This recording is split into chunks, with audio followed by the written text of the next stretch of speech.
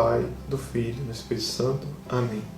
Vinde, Espírito Santo, enchei os corações dos vossos fiéis e acendei neles o fogo do vosso amor. Enviai, Senhor, o vosso Santo Espírito, tudo será criado. Renovareis a face da terra. Oremos. Ó Deus, que instruíste os corações dos vossos fiéis com a luz do Espírito Santo, fazei que apreciemos retamente todas as coisas, segundo o mesmo Espírito, e gozemos sempre da sua consolação. Por Cristo, Senhor nosso. Amém. Senhor, que tudo para vós comece e tudo em vós termine. Assim seja, em nome do Pai, do Filho e do Espírito Santo. Amém. Boa tarde, pessoal. Hoje a gente vai continuar a leitura do livro do Êxodo na Quaresma, né? Hoje é o 6º dia e nós vamos ler o 6º capítulo do Êxodo, né? Que ontem a gente parou com uma interrogação, né? Diante da oração de Moisés a Deus. Fez o que Deus havia pedido e o faraó colocou mais peso sobre o trabalho dos escravos, né? Moisés rezou, só que não, ainda no texto terminou antes de ouvir a resposta de Deus. E hoje o capítulo 6 a gente vai começar assim. Então eu vou ler o último versículo do capítulo 5 para a gente entender essa continuidade, como é que foi a oração de Moisés. Eu vou ler do 22, 5:22. Então Moisés voltou-se para o Senhor, dizendo: Meu Senhor, por que maltratas este povo? Para que foi que me enviaste? Desde que fui ter com o faraó para lhe falar em teu nome, ele maltrata o povo, e tu nada fazes para libertá-lo. Capítulo 6, versículo 1. O Senhor disse a Moisés. Então, é o que a gente falou ontem. Moisés rezou, mas ele esperou Deus falar com ele. Então, é um ensino para nós. A gente pede, reza para Deus e escuta o que Deus fala para a gente. E o Senhor disse a Moisés: Agora verás o que vou fazer ao faraó. Com a mão poderosa será forçado a deixá-lo ir e coagido a expulsar do país. Olha só, Deus falou. Agora você vai ver o que vai acontecer. O faraó vai ser coagido a libertar o povo. Ou seja, vai ser forçado, mesmo que ele não queira. Né? Porque Deus que é o autor do bem, né? Então, os maus, né, diante de Deus, não tem poder nenhum. E Deus veio libertar o seu povo. O novo relato da vocação de Moisés. Versículo 2. Deus falou a Moisés e lhe disse: Eu sou o Senhor. Apareci a Abraão, a Isaque e a Jacó, como Deus poderoso. Mas não lhes dei a conhecer meu nome. O Senhor, né? Yahvé, eu sou. Com eles estabeleci a minha aliança, prometendo-lhes a terra de Canaã, a terra onde viveram com os estrangeiros. Eu também escutei os gemidos dos israelitas que os egípcios escravizam, e lembrei-me da aliança.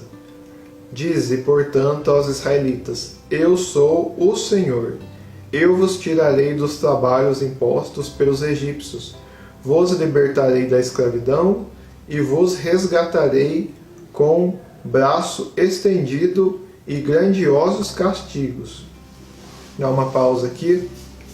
Deus falando para Moisés que ele fez uma aliança com Abraão, Isaque e Jacó. Ele apareceu aos 3.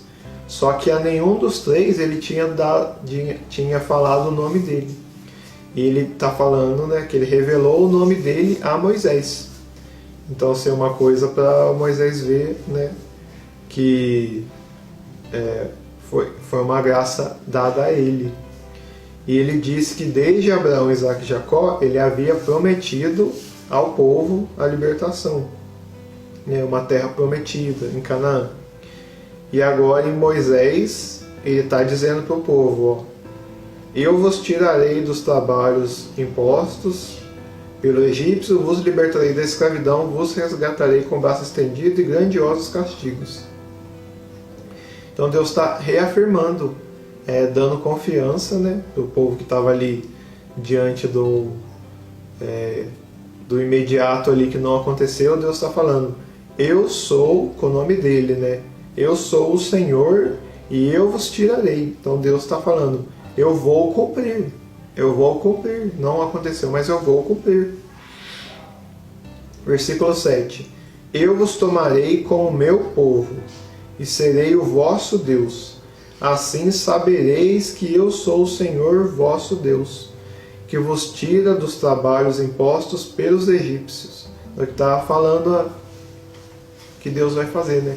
Eu vos libertarei. Eu lembrei agora quando o povo foi liberto, né? Então, nossa, que começou a reclamar, né? Mas por isso que é bom a gente ver antes, né? Eles estão escravos e Deus quer libertá-los, mas vão ficar agora no tempo agora, né? Eu vos tomarei como meu povo e serei o vosso Deus. Assim sabereis que eu sou o Senhor vosso Deus, que vos tira dos trabalhos impostos pelos egípcios. Versículo 8. Eu vos introduzirei na terra que, com a mão levantada, jurei dar a Abraão. Olha só, Deus está falando assim. Eu prometi a Abraão que eu ia dar uma terra, e essa terra eu vou dar a vocês. Jurei dar a Abraão, a Isaque e a Jacó, e vou-la darei em possessão, ou seja, em posse de vocês. Eu, o Senhor, aqui Deus, nossa, ele afirma muito o nome dele. Eu, aí agora, pelo que está dizendo os escritos aqui, antes ele era conhecido, Deus, né? Ele era Deus desde sempre, mas ele é conhecido como Deus de Abraão, Isaque e Jacó, que é verdade. Só que agora ele falou o nome dele a Moisés. Então sempre fala aqui, eu, o Senhor, eu sou, vos fará isso. Então Deus revelou o nome dele e está falando assim, afirmando o nome dele. Versículo 9. Moisés falou deste modo aos israelitas, mas eles não escutaram, olha só, porque estavam com ânimo abatido pela dura escravidão. Então, versículo 9, né? O Moisés falou para eles o que Deus ia fazer, só que eles estavam desanimados, porque na frente deles não vinha esperança, né? Então eles estavam abatidos e não escutaram, mesmo Deus falando, eu vou libertar vocês, só que eles preferiram ficar na tristeza. E isso acontece muito com nós, né? Às vezes Deus tem uma promessa, você vai sair dessa, não vou sair não, vou ficar aqui. Complicado, né? Mas Deus cumpre. Isso aqui, de mão levantada Deus falou que vai dar, olha só. Aí versículo 10, o povo não acreditou. Aí continuou, o Senhor falou a Moisés, ele disse, vai falar ao faraó, rei do Egito, para que deixe sair os israelitas do país.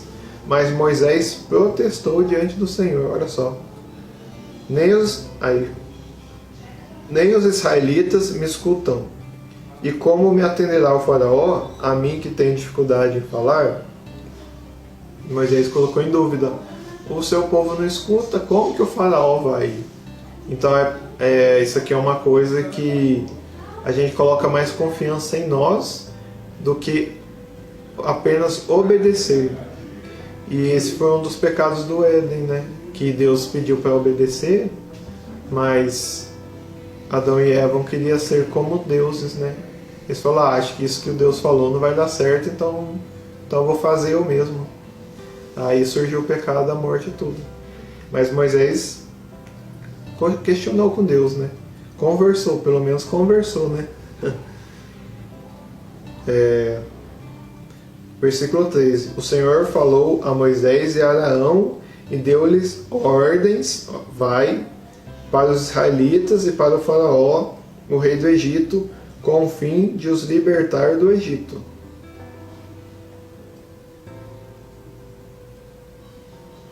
Aqui vai versículo 14.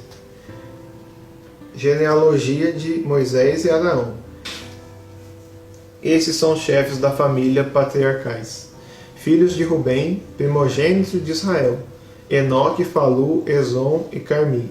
Estes são os clãs de Rubem.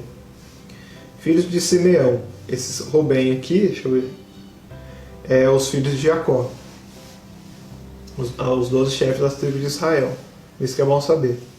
Filhos de Simeão: Jamuel, Jamim, Aode, Jaquim, Soar, Saul, filho de uma cananeia. Estes são os clãs de Simeão. Estes são os nomes dos filhos de Levi, segundo a descendência: Gerson, Cate e Merari. Levi viveu 137 anos. Essa parte de viver 100 anos na Bíblia fala o começo ali. Filhos de Gerson: Lobni e Semei, segundo seus clãs, filhos de Cate: Amram, Issar, Hebron e Oziel. Cate viveu 133 anos. Os filhos de Merari: Moole e Mussi. Estes são os clãs dos levitas, segundo suas descendências. Amram casou-se com Jocabede, sua tia, da qual nasceram Arão e Moisés. Arão viveu 137 anos, filhos de Izar, Coré, Negueb e Jecri. Filhos de Oziel, Misael, Elisaf e Setrim. Vou colocar um parênteses aqui, ó. Fala que Amiram é o pai de Moisés. Casou-se com Jocabete, sua tia, da qual nasceram Arão e Moisés. Então, ó, vamos colocar o contexto. A gente está no tempo da criação do mundo. Adão, né, Deus criou Adão, e aí veio a descendência: Caim, Abel, Sete, depois chegou até Noé, depois os filhos de Noé, até um dia que nasceu Abraão, aí começou a nação. Abraão tinha um sobrinho que chamava Ló, da qual morava em Sodoma e Gomorra, do qual o pecado chegava até o céu, e Deus tirou Ló de Sodoma e Gomorra para destruir aquela cidade, porque era do pecado horrível. Imagina todos os pecados. Então lá não tinha gente boa de jeito nenhum. Só praticavam a maldade. Por isso que Deus destruiu aquela cidade. Porque era só pecado sobre pecado. E livrou Lote. Depois de Abraão, o filho da promessa, chamou Isaac. Isaac nasceu Jacó e... Qual que é o nome? Esqueci o nome do irmão dele. Mas aí de Jacó nasceu as 12 tribos de Israel, da qual chegou até Moisés. Então o que eu estou contando? Olha só, estava no começo do mundo, Deus ainda não havia dado seus mandamentos. Então naquele tempo, para não ficar viúva, o pai tinha que casar com a filha, com a tia, por exemplo, para ela não ficar viúva.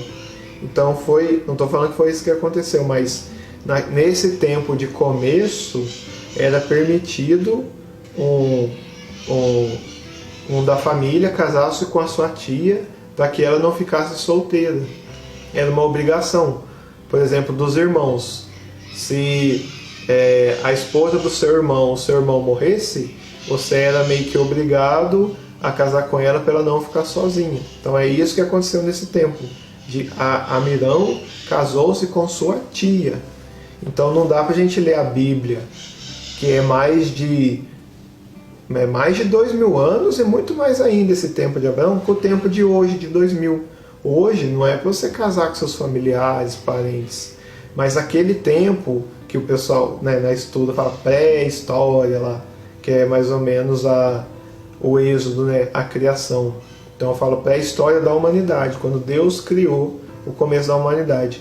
Naquele tempo a mentalidade era essa, que o pessoal lutava entre si, não tinha os mandamentos ainda, tinha os governos dos egípcios. Então naquele tempo Amirã casou-se com Jocabe, a sua tia. Então quando a gente lê o Êxodo, a gente tem que saber disso, que a gente não está lendo no tempo de agora, está lendo naquele tempo. Naquele tempo isso era uma coisa boa. O irmão ficou viúvo, então ele casou com a sua tia, certo? Para não ficar sozinho. Amém? Não é que estou falando que ele pode ser sobrinho, mas é na questão de não deixar um parente, uma mulher assim, da família sozinho. Então o outro irmão responsável tinha que se casar. Na casa que Amirão se é tia, ele é sobrinho, casou-se com sua tia. E aí, naquele tempo, isso era correto de se fazer, certo? E lembrando que ainda não tinha os mandamentos, e é quase que a gente imagina um tempo assim, pré-histórico, assim, de assim dizer, de analisar, certo? Então, Amirão e Joquebede são os pais e a mãe de Moisés e Arão. Então Moisés é irmão de Arão. Amirão viveu 137 anos. Filhos de Amirão, filhos de Izar, Coré, Nefeg e Zecle. Filhos de Oziel, Misael, Elisafã e Setri. Arão casou-se com Isabel, Arão, filha de Amidalabe, irmão de Nasson. Dela lhe nasceram Nadab e Abiú, Eleazar e Itamar, filhos de Coré, Assir, Elcana e Absabe. Estes são os clãs coreitas. Eleazar, filho de Arão, casou-se com uma das filhas de Futiel, da qual lhe nasceu Finéias. No Antigo Testamento, quando vem essa parte irmão, a gente não sabe se é irmão mesmo de sangue ou se é irmão algum companheiro assim dos familiares, né? Então, como a gente não sabe, a gente não diz se é irmão mesmo ou se não é. É mais pelo contexto inteiro que a gente consegue entender.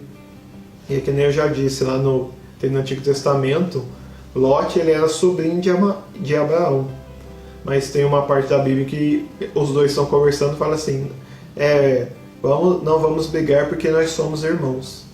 Só que ele está dizendo irmão de parente, não irmão de nascidos da mesma mãe. Então, no Antigo Testamento, né, no hebraico, no aramaico, a gente tem que tomar cuidado com essa palavra assim, irmãos, né? Pelo menos a gente conhece essa parte, né? Saber disso, que lá não tinha palavras para parentes, né? E irmãos também, como a gente viu aqui, são pessoas do mesmo povo. Uns chamam os outros de irmãos. Versículo 25, né? Tal são os chefes da família levitas, segundo seus clãs. Estes são, portanto, Arão e Moisés, a quem o Senhor disse: Fazei sair do Egito os israelitas por destacamentos. Foram os mesmos Moisés e Arão que falaram ao faraó, rei do Egito, para libertar os israelitas. Então aqui nesse parágrafo do 14 ao 27, mostra de qual foi a descendência de Arão e Moisés, de quem foram os pais dele, nasceram e quem foi do povo. Versículo 28. A missão é confirmada. No dia em que o Senhor falou a Moisés no Egito, lhe disse: Eu sou o Senhor. Repete ao faraó, rei do Egito, tudo o que te digo. E Moisés respondeu ao Senhor: Tenho dificuldade em falar. Como iria atender-me o faraó? E hoje acabou o versículo 6. Você vê que esse texto começou a contar um pouco da história de Moisés, esses finalzinhos do 14 ao 20 e pouco. E o que hoje a gente pode aprender? O que a gente está aprendendo com essa leitura? Que Deus, diante da adversidade, diante da tristeza, do que parece que as coisas não vão dar certo, a gente tem duas opções de novo. Deus falou: com mão levantada, eu prometi a Abraão que essa terra será vossa. E em vez de a palavra de Deus dar ânimos para eles se levantarem da tristeza e eles falarem: Deus vai nos levar para a terra prometida, vamos livrar da nossa tristeza. Eles não acreditaram na promessa de Deus, os israelitas, e eles ficaram abatidos. E esse abatimento abateu Moisés também, que era o que falava com Deus em nome deles. E o que Deus fez? Vai lá para a sua missão. Vai lá falar com o faraó. E por causa do abatimento do povo também, aí Moisés protestou a Deus. Falou: mas Senhor, nem o povo escutou, como que o faraó? Então o que a gente aprende é não deixar a tristeza tomar conta do seu coração. Não deixar a tristeza ser maior que a força da palavra de Deus. Não deixar a tristeza te fazer perder talvez a promessa que Deus tem para você. Deus vai libertar o povo. E se Moisés decidisse abandonar tudo ali, falou, Deus, o povo não está escutando, eu vou chutar o balde, não vou mais servir o Senão.